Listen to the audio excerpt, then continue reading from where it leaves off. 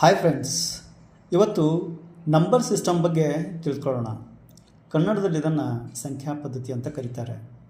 ಈ ಸಂಖ್ಯೆಗಳ ಬಗ್ಗೆ ತಿಳ್ಕೊಬೇಕಾಗಿರೋದು ಬಹಳ ಪ್ರಾಮುಖ್ಯವುಳ್ಳಂಥದ್ದು. ಏನಕ್ಕೆಂದರೆ ನಮಗೆ ಸಂಖ್ಯೆ ಇಲ್ಲದೆ ಗಣಿತದಲ್ಲಿ ಅಂದರೆ ಮ್ಯಾಥಮೆಟಿಕ್ಸಲ್ಲಿ ಯಾವುದೂ ಸಹಿತ ಅದು ಎಡಿಷನ್ ಆಗಿರ್ಬೋದು, ಸಬ್ಟ್ರ್ಯಾಕ್ಷನ್ ಆಗಿರ್ಬೋದು, ಮಲ್ಟಿಪ್ಲಿಕೇಶನ್ ಆಗಿರ್ಬೋದು ಮತ್ತು ಡಿವಿಷನ್ ಆಗಿರ್ಬೋದು, ಯಾವುದೂ ಸಹಿತ ಮಾಡಲಿಕ್ಕೆ ಸಾಧ್ಯವಿಲ್ಲ. ಈ ನಂಬರ್ಗಳ ಬಗ್ಗೆ, ಈ ಸಂಖ್ಯೆಗಳ ಬಗ್ಗೆ ಜ್ಞಾನ ನಮಗೆ ಇರಲೇಬೇಕು. ಈ ನಂಬರ್ ಎಲ್ಲಿಂದ ಬಂತು, ಹೇಗೆ ಬಂತು ಮತ್ತು ಯಾವ ಒಂದು ಹಳೆ ಕಾಲದಲ್ಲಿ ಆ ಪದ್ಧತಿ ಇತ್ತು ಎಂಬುದಾಗಿ ತಿಳಿದುಕೊಳ್ಳೋದು ಬಹಳ ಪ್ರಾಮುಖ್ಯವಾದಂಥದ್ದು. ಮೊಟ್ಟ ಮೊದಲಾಗಿ ಹಿಂದಿನ ಕಾಲದಲ್ಲಿ ಈ ನಂಬರ್ಸ್ ಒಂದು ಸಿಸ್ಟಮ್ ಯಾವ ಥರ ಇತ್ತಂತಂದರೆ ಟ್ಯಾಲಿ ಮಾರ್ಕ್ಸ್ಗಳನ್ನು ಯೂಸ್ ಮಾಡ್ತಾಯಿದ್ರು. ಟ್ಯಾಲಿ ಮಾರ್ಕ್ಸ್ ಅಂದರೆ ಇವತ್ತಿನ ದಿನ ನಾವು ನೋಡ್ತಾ ಇದ್ದೀವಿ, ಸಂಖ್ಯಾ ಶಾಸ್ತ್ರದಲ್ಲಿ ಟ್ಯಾಲಿ ಮಾರ್ಕ್ಸ್ ನೋಡ್ತಾ ಇದ್ದೀವಿ ನಾವು. ಯಾವ ಥರ ಟ್ಯಾಲಿ ಮಾರ್ಕ್ಸನ್ನು 4 ಗೆರೆಗಳನ್ನು ಹಾಕಿ ಒಂದು ಅಡ್ಡ ಗೆರೆ ಹಾಕ್ತಾರೆ, ಅದೇನಾಗುತ್ತೆ ಅಂತಂದರೆ 5 ಆಗುತ್ತೆ. ಈ ಥರ ಹಿಂದಿನ ಕಾಲದಲ್ಲಿ ಈ ಸಂಖ್ಯಾ ಪದ್ಧತಿಗಳನ್ನು ಉಪಯೋಗಿಸ್ತಾ ಇದ್ದರು.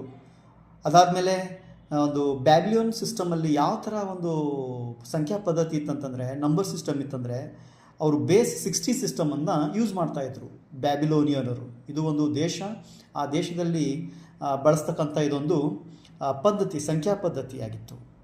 ಇನ್ನೊಂದು ಅದಾದಮೇಲೆ ಯಾವ್ದು ಬಂತಂತಂದರೆ ಹಿಂದೂ ಮತ್ತು ಅರೇಬಿಕ್ ಕಾನ್ಸೆಪ್ಟ್ ಅಂತ ಬಂತು. ಸಂಖ್ಯಾ ಪದ್ಧತಿಯಲ್ಲಿ ಹಿಂದೂ ಮತ್ತು ಅರೇಬಿಕ್ ಕಾನ್ಸೆಪ್ಟ್ ಅಂತ ಪರಿಕಲ್ಪನೆ ಎಲ್ರಿಗೂ ಬಂತು. ಈ ಸಮಯದಲ್ಲಿ ಸೊನ್ನೆಯ ಒಂದು ಆವಿಷ್ಕಾರವಾಯಿತು. ಈ ಸೊನ್ನೆಯ ಆವಿಷ್ಕಾರ ಆಗಿರೋದ್ರಿಂದ ಒಂದು ನಂಬರ್ ಸಿಸ್ಟಮಲ್ಲಿ ಒಂದು ಹೊಸ ಅನ್ವೇಷಣೆ ಸ್ಟಾರ್ಟ್ ಆಯಿತು. ಮತ್ತು ಅನೇಕರು ಇದ್ರ ಮುಖಾಂತರ ನಂಬರ್ಸ್ಗಳಲ್ಲಿ ಬೇರೆ ಬೇರೆ ವಿಷಯಗಳನ್ನು ಅದರಲ್ಲಿ ಅವರಿಗೆ ಆವಿಷ್ಕಾರ ಮಾಡಲಿಕ್ಕೆ ಸಾಧ್ಯ ಆಯಿತು. ಮೊಟ್ಟ ಮೊದಲಾಗಿ ಖುಷಿ ಪಡುವಂಥ ವಿಷಯ ಏನಂತಂದರೆ, ಈ ಝೀರೋವನ್ನು, ಈ ಸೊನ್ನೆಯನ್ನು ಇನ್ವೆನ್ಷನ್ ಮಾಡಿದವರು, ಅದನ್ನು ಆವಿಷ್ಕಾರ ಮಾಡಿದವರು ನಮ್ಮ ಭಾರತದವರು. ಅವ್ರ ಹೆಸರು ಬಂದುಬಿಟ್ಟು ಬ್ರಹ್ಮಗುಪ್ತ. ಅವರು ಸೊನ್ನೆಯನ್ನು ಆವಿಷ್ಕಾರ ಮಾಡಿದ್ರು. ಅದಾದಮೇಲೆ 1600ನೇ ಒಂದು ಇಸ್ವಿಯಲ್ಲಿ ರಿಯಲ್ ನಂಬರ್ಸ್ ಅಂತ ಒಂದು ಪರಿಕಲ್ಪನೆ ಬಂತು, ಒಂದು ಕಾನ್ಸೆಪ್ಟ್ ಬಂತು. 1600ನೇ ಇಸ್ವಿಯಲ್ಲಿ ಈ ಒಂದು ರಿಯಲ್ ನಂಬರ್ ಅಂತಕ್ಕಂಥ ಒಂದು ಕಾನ್ಸೆಪ್ಟ್ ಬಂತು. ಅದೇ ಮುಂದೆ ಬೆಳೆದು ನಂಬರ್ ಸಿಸ್ಟಮ್ಗೆ ಬೆಳೀತಾ ಹೋಯಿತು.